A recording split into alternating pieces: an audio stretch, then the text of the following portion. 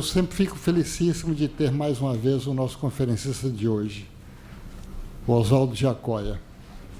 É um dos grandes pensadores de Nietzsche, não é? Quer dizer, estudou em Berlim, não é? Quer dizer, e é uma das grandes contribuições nos nossos encontros de Tiradentes.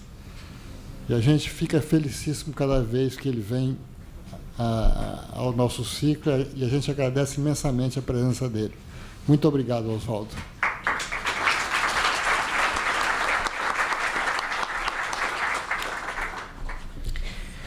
Boa noite.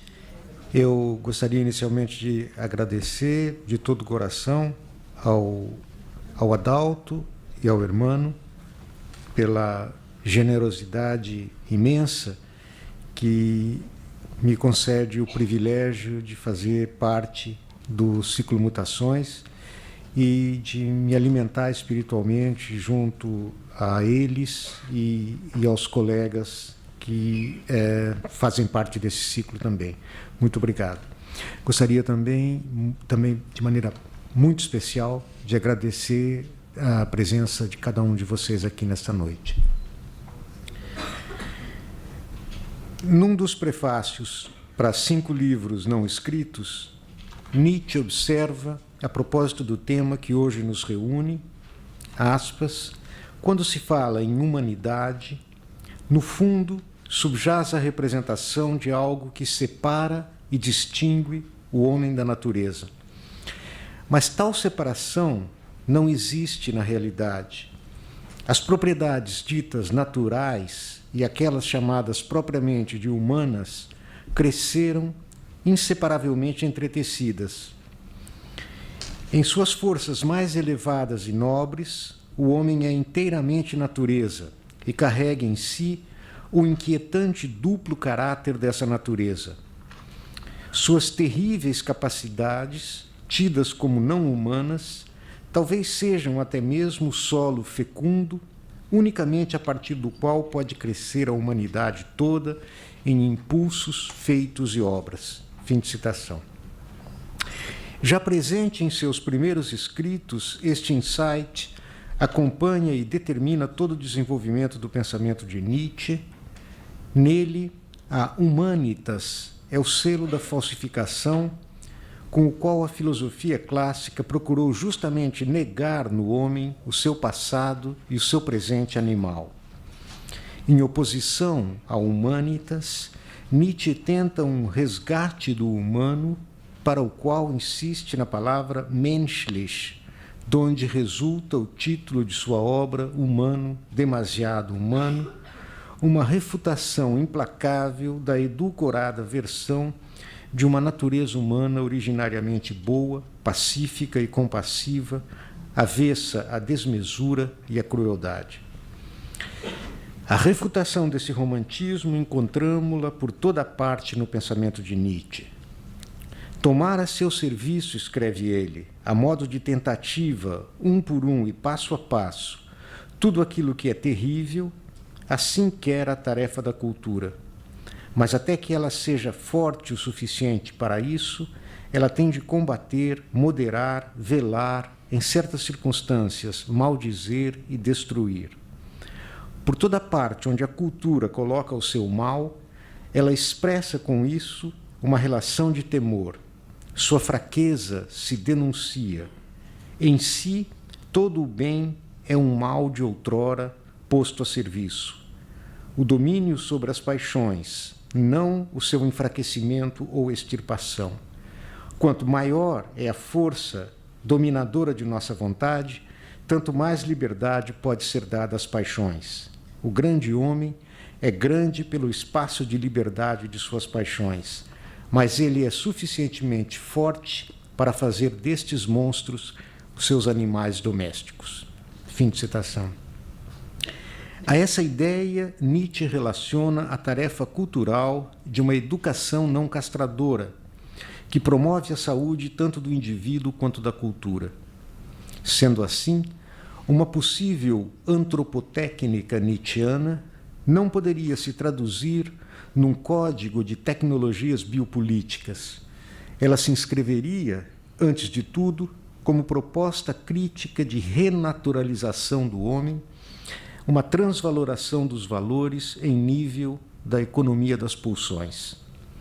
Aliás, esse pensamento encontra-se na base das reflexões de Nietzsche sobre a gênese do processo civilizatório. Cito: "No tocante à crueldade, é preciso reconsiderar e abrir os olhos. É preciso, finalmente, aprender a impaciência para que deixem de circular, virtuosa e insolentemente, erros gordos e imodestos, como, por exemplo, aqueles nutridos pelos filósofos antigos e novos a respeito da tragédia.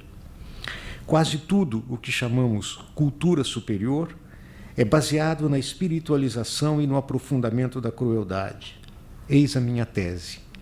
Esse animal selvagem não foi abatido de modo algum. Ele vive e prospera. Ele apenas se divinizou." Em Nietzsche, perguntar-se pelas fontes passionais da violência seria o mesmo que perguntar-se pelos primórdios do processo de hominização, já que a transfiguração do bicho-homem em animal político é também a transformação da potência telúrica dos impulsos em sublimes florações de cultura, tais como a arte, a ciência, a filosofia, bem como todo o domínio da praxis humana orientada por valores, o âmbito do ethos, a religião, a moralidade, a política, o direito, o Estado. Em especial a filosofia pensada por ele como uma delicada formação tardia, a mais espiritual e tirânica vontade de poder. Filosofia é, nesse sentido, arte da transfiguração. Seu método, portanto, pode ser caracterizado como genético ou genealógico, pois parte em busca das origens e mobiliza o pensamento para uma reconstituição da história de proveniência do zoon politikon, numa gênese que remete às fontes passionais da violência. O domínio do ethos constitui um âmbito privilegiado para a problematização da civilização e da cultura como resultados de processos de sublimação da violência. E é por causa disso que merecerão destaque na exposição que hoje lhes apresento, pois as posições de Nietzsche a este respeito são de uma lucidez e de uma fecundidade impressionantes, também de uma atualidade que encontra eco empírico em ensinamentos muito recentes das ciências sociais, por exemplo, da antropologia cultural, em particular aquela de René Girard.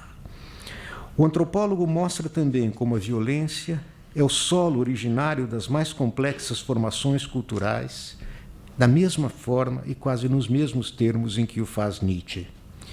Girard também vê no sacrifício de seres humanos ou animais o cimento da sociabilidade primitiva, um decisivo fator da evolução que conserva os traços mais remotos de seu condicionamento, até mesmo biológico. Os primórdios da hominização enraizam-se também para Girard na violência ritualizada em cultos e sacrifícios, na instituição da ordem do simbólico, da lei e do sagrado. Ritos sacrificiais são, escreve Girard, procedimentos que permitem aos homens moderar a sua violência, e são todos eles análogos. Nenhum deles é estranho à violência. Poder-se-ia pensar que todos eles se encontram enraizados no religioso. O religioso, propriamente dito, identifica-se com os diversos modos de prevenção.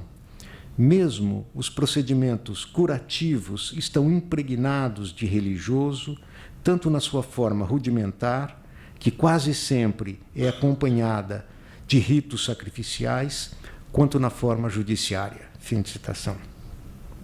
Se temos dificuldade em perceber em nossos dias esta transcendência e teologias subterrâneas que vinculam antropologicamente o princípio da violência e o princípio da justiça, a verdade dos deuses e a verdade dos sistemas judiciários, Se permanecemos ignorantes da violência fundadora e de suas fontes pulsionais, dessa laicização do sagrado em formas positivas e racionais nos modernos sistemas de justiça e jurisdição, isso não ocorre porque nos situemos hoje longe demais no exterior do religioso e das formas sacrificiais. Pelo contrário, isso ocorre porque permanecemos muito perto delas, demasiadamente no interior das mesmas, ao menos naquilo que se refere ao essencial. Esta tese nós a encontramos também ipsis verbis na filosofia de Nietzsche, pois nos sistemas judiciais permanece o resíduo ancestral da violência sagrada, uma violência que não pode prescindir de vítima e expiação como condição de paz e de unidade social. No reino animal do Homo sapiens, o problema fundamental permanece aquele de como lidar com a própria ferocidade, com a violência congênita que, tendo dominado o plano em que se situavam as antigas divindades, coloca-se sempre no encalço de outras vítimas sacrificiais indispensáveis. Na origem do universo simbólico e normativo, da religião e da moralidade, assim como do direito, está, portanto, a barbárie e a violência. Transfigurá-las em meios para a estabilização do humano, transitar da animalidade para a humanidade é tarefa de autoconstituição, ou, mais propriamente, é a tarefa da história. Nietzsche interpretava esse processo como internalização e espiritualização da crueldade. Nesse horizonte, o direito integra uma constelação cultural arcaica na qual a ritualidade é mobilizada para conter e dar forma social à violência e às suas fontes pulsionais. O direito é também um meio para assegurar a separação entre as esferas do religioso e do profano. Em seus primórdios, como traço de união, encontramos sempre, porém, os signos da morte e do sacrifício. Uma vez emancipado da tutela religiosa, o direito torna-se tecnologia social, meio violento para a realização da justiça, para o estabelecimento da paz, para delimitar e promover a organização institucional da sociedade política pela via da Constituição, sem poder, no entanto, desembaraçar-se de suas origens. É num horizonte teórico semelhante que Nietzsche apresenta suas hipóteses sobre a pré-história do Estado. Cito: o mais antigo Estado apareceu como uma terrível tirania, uma máquina esmagadora e implacável, e assim prosseguiu o seu trabalho até que tal matéria-prima humana e semi-animal ficou não só amassada e maleável, mas também dotada de forma. Utilizei a palavra Estado e está claro a quem me refiro: um bando de bestas louras, uma raça de conquistadores e senhores, que, organizada guerreiramente com forças para organizar, sem hesitação lança suas garras terríveis sobre uma população, talvez imensamente superior em número, mas ainda informe e nômade. Desse modo começa a existir o Estado na Terra. Penso haver acabado com aquele sentimentalismo que o fazia começar por um contrato. Fim de citação. Em Nietzsche, porém, toda unilateralidade é redução maniqueísta. Refratadas no âmbito do simbólico, normativo e institucional, as fontes pulsionais da violência, em particular sob a ótica do imaginário religioso, do direito e do Estado, remetem a um domínio cultural de imensa riqueza e complexidade. Na contramão de uma apologia da força bruta, Nietzsche aposta na diretriz cultural da necessidade de sublimar a violência e de transfigurar o caos. O direito e a justiça constituem um aspecto privilegiado deste intrincado, complexo e penoso processo de devir homem, de transformação química das energias grosseiras em forças espirituais ao longo de um caminho labiríntico em que se autoconstitui a interioridade e a alma humana. Sublimação é, pois, uma ideia cardinal. Seu desenvolvimento conceitual culmina na figura da autossupressão. Segundo esse conceito, justiça, direito e Estado não são senão o resultado de uma espiritualização da potência, uma conquista humana possível, cuja consequência extrema seria, paradoxalmente, a abolição de toda perspectiva primeva de culpa e de toda necessidade de castigo. Não é inconcebível, escreve Nietzsche, uma sociedade com uma tal consciência de poder que permitisse o seu mais nobre luxo, deixar impunes os seus ofensores. Eles podem viver e prosperar. Eu sou forte o bastante para isso. A justiça que se iniciou com tudo é resgatável, tudo tem que ser pago, termina por fazer vista grossa e deixar escapar os insolventes. Fim de citação.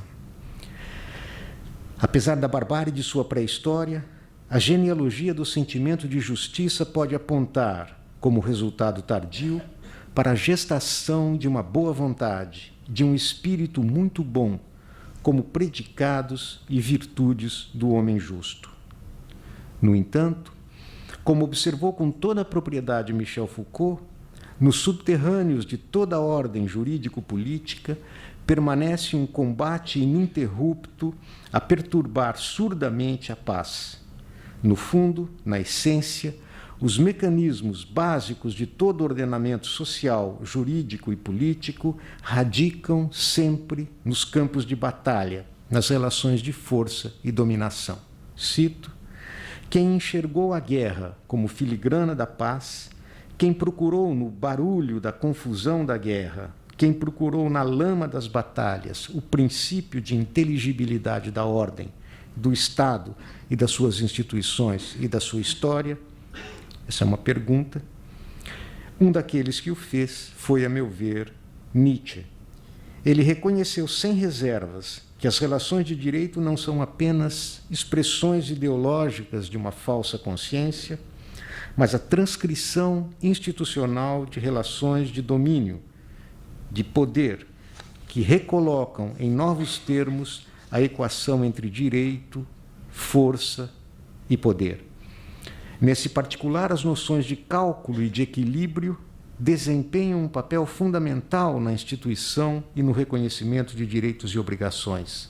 E a noção de justiça como equilíbrio adquire o status de um princípio filosófico. Cito: equilíbrio é, pois, um conceito muito importante para a mais antiga doutrina do direito e da moral. Equilíbrio é a base da justiça. Quando esta diz, em tempos mais rudes, olho por olho, dente por dente, ela pressupõe assim o equilíbrio alcançado e quer mantê-lo em virtude desta retribuição. De maneira que, quando agora um atenta contra o outro, este não tira mais a vingança do cego amargor, porém, em virtude do jus talionis, a perturbada relação de poder é restabelecida, pois um olho, um braço a mais, em tais circunstâncias primevas, é uma parte de poder, de peso a mais. Fim de citação. Ponderação de valores, estimativas de pesos, mensuração, fixação de equivalências e retribuições, todo um regime altamente sofisticado e complexo de estimativas e compensações, com vistas a manter ou a restabelecer o equilíbrio entre os dois pratos da balança da justiça. Nossos deveres, escreve Nietzsche, são direitos de outros sobre nós. De que modo eles os adquiriram? Considerando-nos capazes de fazer contrato e de dar retribuição, tomando-nos por iguais e similares a eles, e assim nos confiando algo, nos educando, repreendendo, apoiando. Nós cumprimos o nosso dever, isto é, justificamos a ideia de nosso poder que nos valeu tudo o que nos foi dado. Devolvemos na medida em que nos concederam. Fim de citação. Assim, a relação entre direito e dever é sempre mediada pelo conceito de poder, pois a necessária reciprocidade entre direitos e deveres só pode se referir ao que se encontra, respectivamente, em poder de cada um dos participantes da relação. O mais interessante e realista nesta análise é que a equivalência entre poder e direito, poder e dever, não se funda em qualquer elemento natural, objetivo, mas em crença, representação, reconhecimento, naquilo que se acredita estar em poder de alguém. Aspas, os direitos dos outros podem se referir apenas ao que está em nosso poder. Colocado de modo mais preciso, apenas ao que eles acreditam estar em nosso poder, pressupondo que acreditamos que o mesmo esteja em nosso poder. O mesmo erro bem poderia se achar em ambos os lados. O sentimento do dever depende de partilharmos, nós e os outros, a mesma crença quanto à extensão do nosso poder. Naturalmente, essa crença se desdobra no reconhecimento do respectivo grau de poder dos implicados na relação em sua capacidade de mútua retribuição. Isso torna possível a conclusão de um contrato com o devido cálculo de benefícios a oferir e prejuízos a evitar. Esse pacto institui um equilíbrio, uma espécie de paridade, com base na qual podemos estabelecer direitos. Aspas, o direito vai originalmente até onde um parece ao outro valioso, essencial, indispensável, e assim por diante. Nisso, o mais fraco também tem direitos, mas menores. Daí o famoso, cada um tem tanta justiça quanto vale o seu poder, ou mais precisamente, quanto acredita valer o seu poder. Fim de citação. Assim, direitos e deveres se originam em pactos, de tal maneira que se não existem os últimos, também inexistem os primeiros. Por outro lado, onde direitos e deveres são mantidos e predominam, isso ocorre com base no reconhecimento da manutenção de graus de poder em que se funda a relação. Assim nascem os direitos. Eles são graus de poder reconhecidos e assegurados. Aspas, se as relações de poder mudam substancialmente, direitos desaparecem e surgem outros. É o que mostra o direito dos povos em seu constante desaparecer e surgir. Fim de citação. Por isso, se o nosso poder se debilita, extinguem-se os nossos direitos. E se nós nos tornamos superpoderosos, os outros deixam de ter direito sobre nós, tal como nós os reconhecíamos a eles. Desse modo, a esfera normativa do direito não suprime o conflito efetivo ou latente, nem a violência real ou virtual presente nas relações de dominação. Pelo contrário, ela as pressupõe. Ela estabelece os seus limites e o seu plano de regramento. A existência de direitos depende, pois, do equilíbrio reconhecido entre múltiplas e variadas formas e correlações de força. Ele não se efetiva na e pela representação de uma lei objetivamente válida ou pela natureza cogente de disposições normativas, menos ainda por um pretenso consenso isento de coação. Pactos são rituais que põem fim, sempre temporariamente, a um conflito que permanece latente. Com base nisso, pode-se afirmar que para Nietzsche justiça é uma virtude que se funda numa perspectiva especialmente acurada para a detecção de graus de poder, assim como num senso cultivado para medir equivalências, pois é justamente no equilíbrio de forças que se encontra para ele o pressuposto da justiça. O homem justo, escreve Nietzsche, requer permanentemente a fina sensibilidade de uma balança para graus de poder e de direito, que, dada a natureza transitória das coisas humanas, sempre ficarão em equilíbrio apenas por um instante, geralmente subindo e descendo. Portanto, ser justo é difícil e exige muita prática e boa vontade, e muito espírito bom. Fim de citação. Tendo em vista as linhas gerais dessa filosofia do direito, compreende-se melhor a crítica nietzschiana da moderna doutrina da igualdade de direitos. Se a própria noção de direito implica a pretensão a prerrogativas especiais de ação no espaço social, pretensão fundada no reconhecimento diferencial de graus de poder consolidados e mantidos, então, do ponto de vista de Nietzsche, a desigualdade tem que ser pensada como uma das condições para que haja direitos, na medida em que não se poderia pressupor razoavelmente a condição ideal de uma sociedade em universal e constante paridade de forças, se o mundo jurídico é constituído por relações de poder e de dominação. É nesse contexto que adquire sentido a tese de Nietzsche, de acordo com a qual a desigualdade de direitos é a condição para que haja direitos. Um direito é um privilégio. Cada um tem, em sua espécie de ser, também o seu privilégio.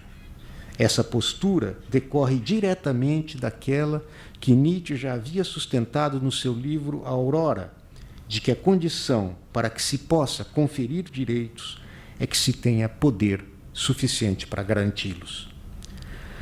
Podemos extrair dessas considerações um desdobramento metodológico de grande utilidade.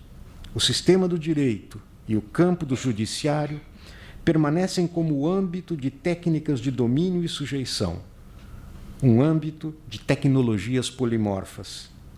Análises desse tipo, que trabalham sem véus com relações de domínio, no lugar de tentativas de legitimação, ajudam a perceber com toda clareza que nenhuma relação de poder se estabelece e se consolida sem o desenvolvimento complementar, como imprescindível base de apoio da produção de discursos científicos, isto é, de discursos instituídos com pretensão de verdade. Ou seja, não se pode estabelecer e consolidar relações de domínio sem o recurso a instâncias simbólicas de dominação.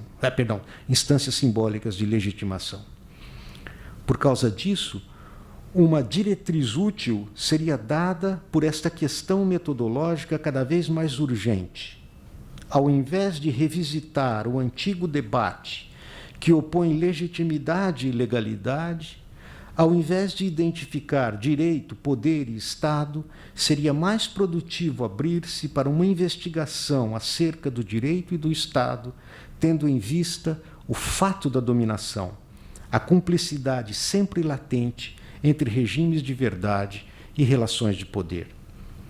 O que significa que o discurso sobre o direito deve ser examinado no contexto mais amplo dos dispositivos e operadores de dominação, isto é, daquelas instâncias sociais de produção de anormalidades e desvios, vinculando-se à história dos aparelhos sociopolíticos de produção sistemática de exclusões, sobretudo em sociedades como as nossas, onde a produção da exclusão faz parte do funcionamento normal do subsistema econômico, e a administração técnico-política das crises tornou-se o modelo de governabilidade.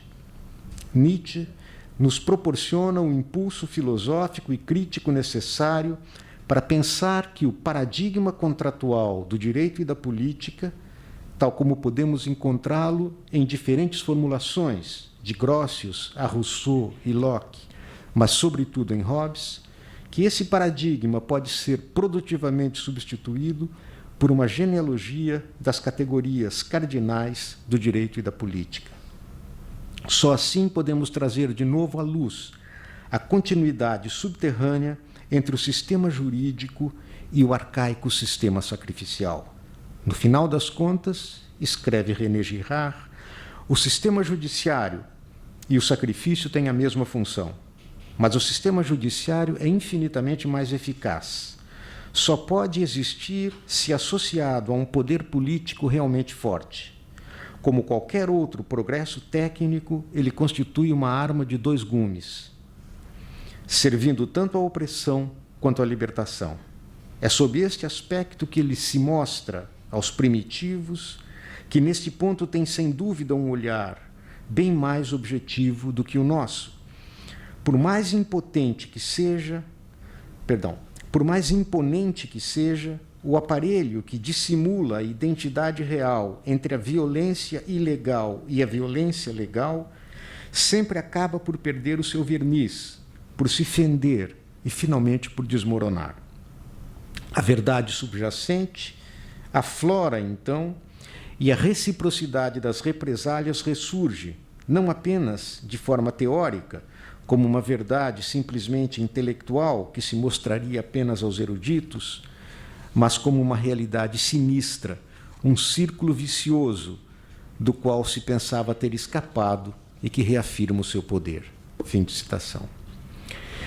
Eu trouxe à tona o aberto e probo reconhecimento por Nietzsche dos obscuros começos de todas as grandes coisas que existiram sobre a Terra, de sua pudenda origo, mas também da potência telúrica e abissal de suas fontes. Uma dessas grandes coisas, talvez a mais bela e sublime, seja justamente a ideia de justiça e de direito. Mas, como em todas estas grandes coisas, no começo não era o verbo, era o ato, e o ato sangrento. Como Nietzsche percebeu muito bem, todo imperativo categórico é crueldade espiritualizada, violência reprimida e voltada para dentro do próprio peito. E, no entanto, esta não é a sua perspectiva final. Se a justiça se iniciou com a exigência de que tudo tem de ser pago por um equivalente, ela pode se realizar, finalmente, e de modo integral, como autossupressão. A justiça que se iniciou com tudo é resgatável, tudo tem de ser pago, pode terminar por fazer vista grossa e deixar escapar os insolventes. Autossupressão é sublimação da justiça na graça, da lei na beleza, da coerção em autodomínio. Essa figura corresponde à superação do vínculo mítico entre direito, justiça e violência, levada a efeito por uma intensificação do sentimento de poder, que o altera substancialmente por meio de uma química de conceitos e sentimentos. Sublimação é uma ideia-força na filosofia da cultura de Nietzsche, a ser revisitada numa época em que a política se converteu em gestão securitária de conflitos através de medidas emergenciais. Por isso, a violência institucional, característica dos estados securitários, é um signo preocupante da fragilidade e da insegurança na consciência de poder de uma sociedade. Precisamente no capítulo intitulado Os Sublimes, de Assim Falou Zaratustra, Nietzsche pinta com cores suaves o resultado desta transfiguração do caos, da transformação da brutalidade em beleza e arte, do épico, heróico processo de construção de formas elementares da justiça, na misericordiosa beleza e da graça. Cito: quando o poder se torna misericordioso e vem cá para baixo, para o visível, esse vir cá para baixo eu o denomino beleza. Esse é o grande segredo da alma. Só quando a abandonou o herói é que dela se aproxima, como em sonhos, aquilo que está para além do herói. Muito obrigado a vocês. Boa noite.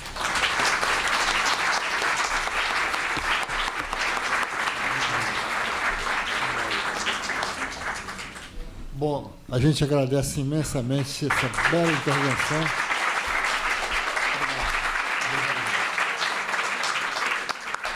Eu se vê amanhã. Muito obrigado.